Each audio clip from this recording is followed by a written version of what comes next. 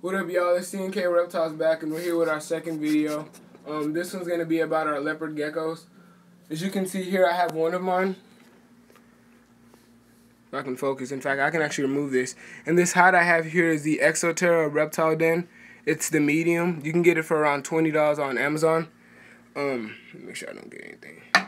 This whole cage setup is a 20-gallon long, and the hide that you see in the middle is the warm hide, or the moist hide rather, and I spray that probably like twice a day to keep it moist so they can shed better.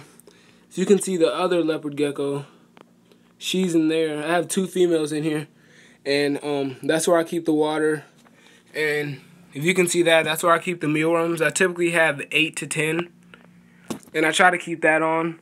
I guess they ate theirs for today, but they're actually gonna have something they don't have every day, and that's gonna be crickets. But I'll show you that.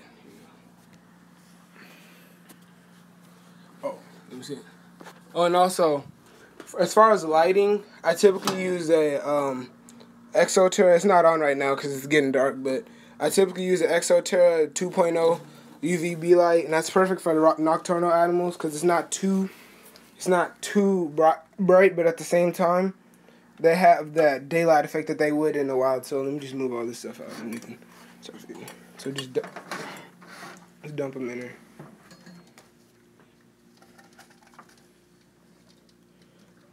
All right.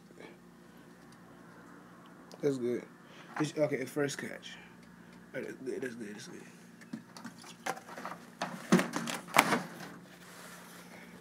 Alrighty. So I typically dust the crickets with calcium without D3 because I have a UVB light. Let's see what she's doing. Okay, so she went back on the top. This is what it is. It's about Reptical. Again, I use without D3 because they're nocturnal animals, and I have a UVB light. And another thing I use about twice a week is Reptivite, and I use that as their vitamin source. So she went back in there to catch another leopard gecko. Another cricket. Yeah, this is it. This side right here is the Exoterra large. That one was $10 on Amazon. This one right here is the Exoterra medium. This one was $5. And that was an Exoterra feeding dish for geckos. And that was $7 as well. The plants I have in here are just air plants that I got from Callaway's. They're about they range from $3 to $7 each. The bigger ones, of course, were like $7, and the smaller ones were $3. The moss I use is just typical moss that you get from like any kind of hardware store. It's just dry moss, no artificial coloring. They just freeze dried some moss. The substrate I'm using, the very bottom, I'm using Eco Earth so that the heat pad that I have underneath here can actually regulate. Sorry, you can't see that.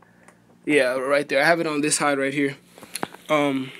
And I use that on the bottom so that the heat can regulate. And then on the top layer, I have excavator, which is hardened to where the leopard geckos, when they do go for the crickets, they can't get impacted.